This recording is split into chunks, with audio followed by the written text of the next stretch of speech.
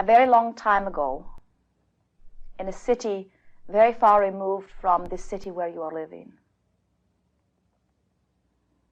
a very small baby was born under what most would term adverse conditions. Not much apparent pre-paving had been done, and things sort of came together at the last moment, and this infant was born, as the story goes, in a stable.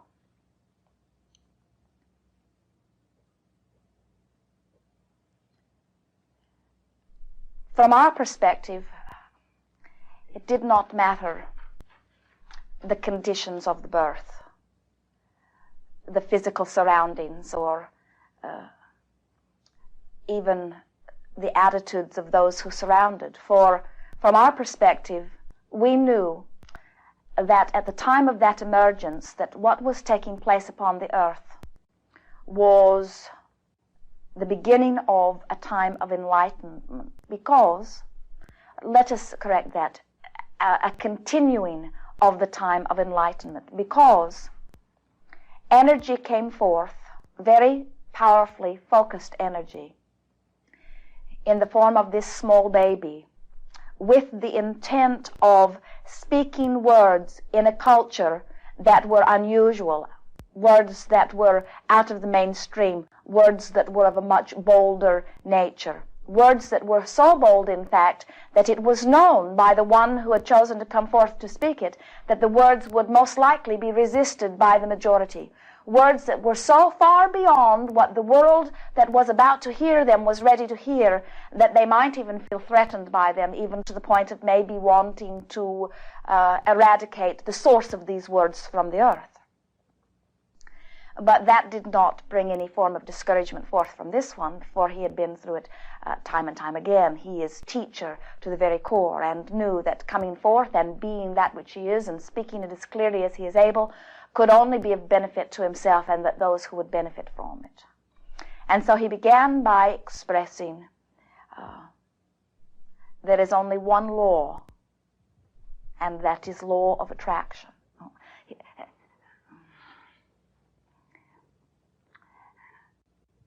His words were a little different in those days than you are hearing them in these days, because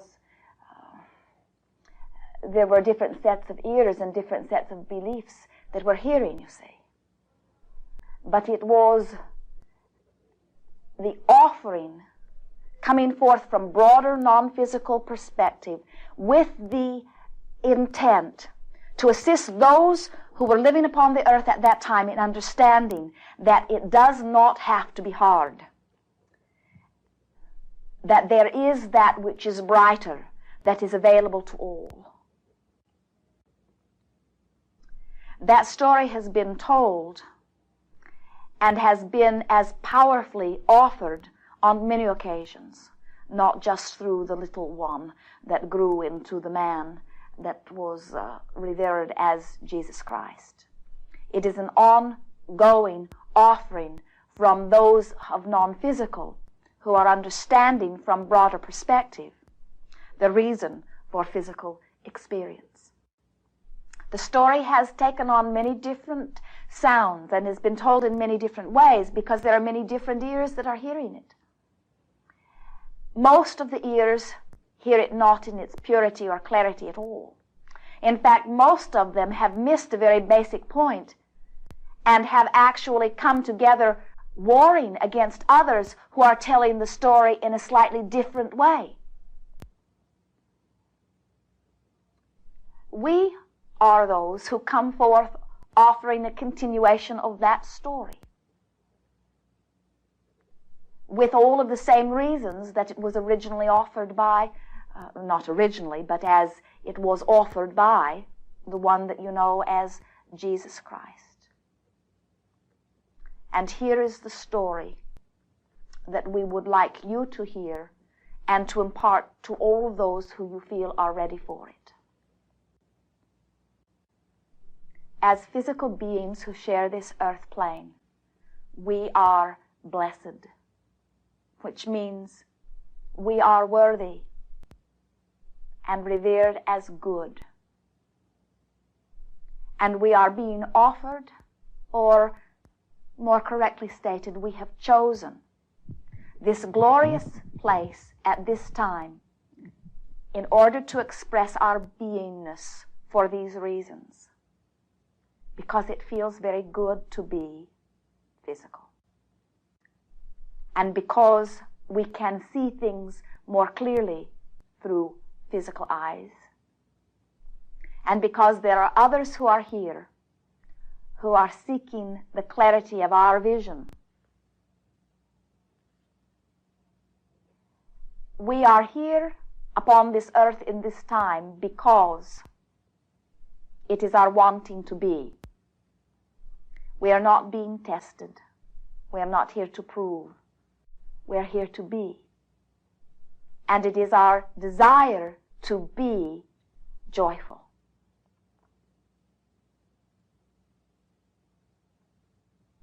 In this physical realm, there is that which feels good and that which does not.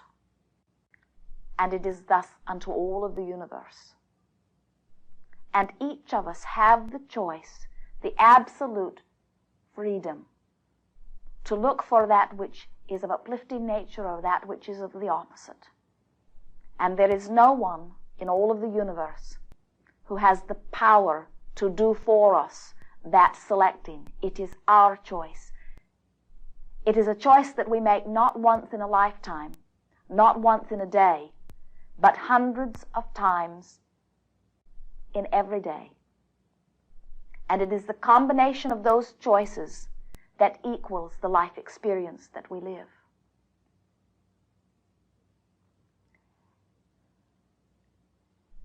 As we experience together, we are more than that which any of us could experience individually. And that's why we've chosen this glorious time of interacting together. This time that surrounds the celebration of the birth of one who understood all of these things way before the world was ready for it, is, from my perspective, you may say, a time of celebrating life, a time of celebrating our eternalness, and a time of recognizing that our value, our power, is always right here in our now. To look back to yesterday is of no value, but to give our full attention to where we are and who we are now, doing our very best in our choosing of topics to think about and speak about, to choose those topics that are uplifting unto us.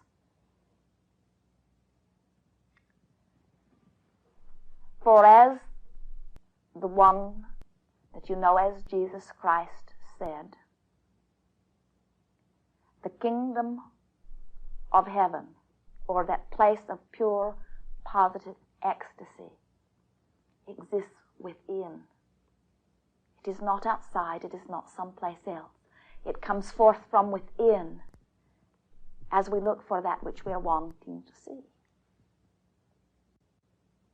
The world does not have to understand or believe or live these things in order for it to be our experience. But if we do not allow it to be our experience, then they have not an example to stimulate their wanting or their believing, you see. Now, our story lacks a little luster, doesn't it? There's something about tragedy and trauma and pain and suffering that gets attention. And so let's see if we can't beef it up a little bit here.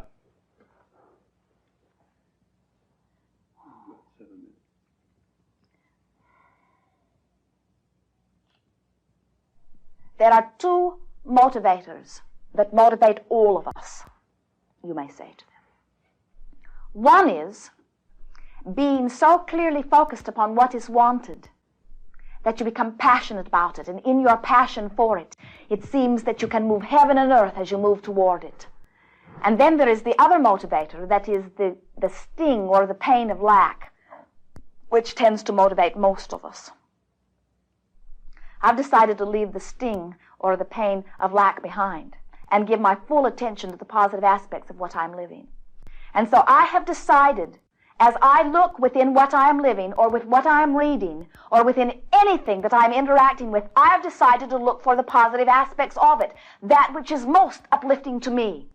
And so as I look into that which is commonly known as the story of Christ, these are the points that I remember. These are the points that I give my greatest emphasis to.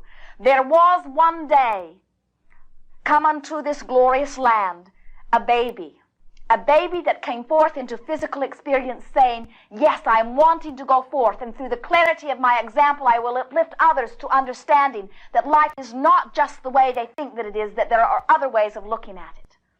And so this little one came forth and was born in a glorious stable, surrounded by all of the peace of the earth, the animals, and a mother who embraced him and held him and nurtured him and fostered him and adored him.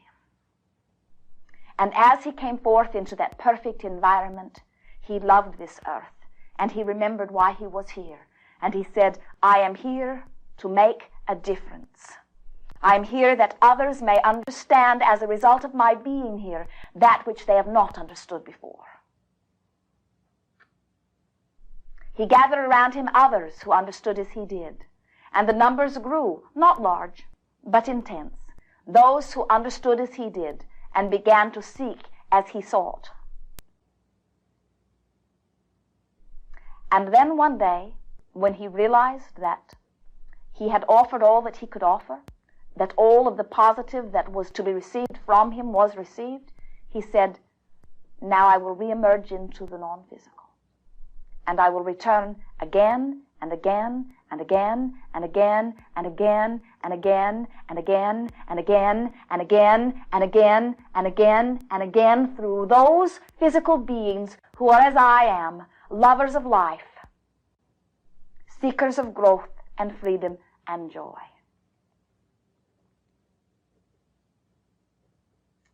And so, as we celebrate this glorious time of year, let us celebrate not this baby, but the energy or essence that is within us that was within that one. Let us feel the power and the value and the joy, the love of life, the seeking of freedom and growth that was felt by that one. First-hand experience, not something regurgitated, not something read in a book that has been written long ago and rewritten so many times that it is not even as it was originally written. Let us live first-hand that energy, that essence. That is our story. 2 more minutes. We've enjoyed very much this interaction. It is always exhilarating to come together with those who are on the leading edge of thought, those who are collecting data. Oh, you are data collectors, are you not? It is fun, is it not? Chewing upon all of this data. Is it not exhilarating to recognize the option that you eternally hold, to look for the positive or the negative aspects in whatever? And is it not glorious to recognize that it exists in all things, and so you have the option in all things? Isn't it nice to know that there isn't something outside of you that is creating your experience, that you are the attractor of it?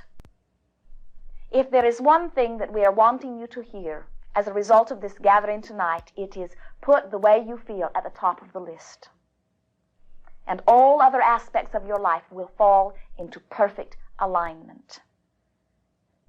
Share a real Christmas this year with the energy that you know as Christ.